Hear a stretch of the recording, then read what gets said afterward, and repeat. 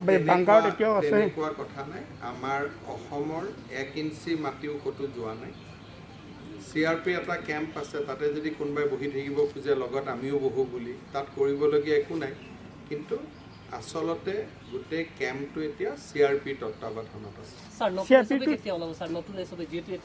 আজি ওলাই যাব। এতিয়া আমি সকলো জিলাতে সান্ধ্য আইন প্ৰত্যাহাৰ কৰিছোঁ। সকলো জিলাতে 4টাৰ পৰা 5টালৈকে 4টাত কাৰফিউ, দোকান বন্ধ হ'ব, 5টাত কাৰফিউ হ'ব।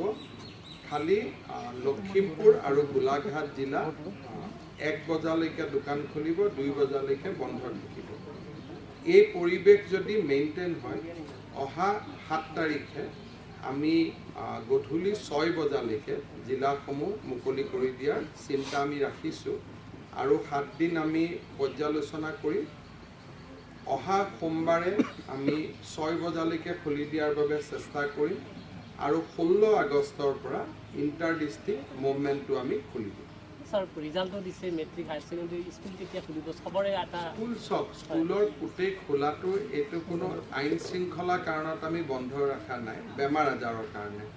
গতিকে জীৱনৰ নিৰাপত্তাটো আটাইতকৈ ডাঙৰ কথা। কিন্তু ফাইনেল ইয়াৰ ক্লাছবিলাক, post graduate final, degree final, higher secondary final আৰু ক্লাছ 10, এই 4টা আমি 1 ছেপ্টেম্বৰৰ পৰা খুলিব পাৰোঁ নেকি, তাৰ ওপৰত আমি দৃষ্টি ৰাখিম। কিন্তু যদি ক'ভিড বাঢ়ি যায় বা থাৰ্ড ৱেভ ধৰণৰ হয়, তেতিয়াতো আমি ৰিস্ক ল'ব নোৱাৰোঁ।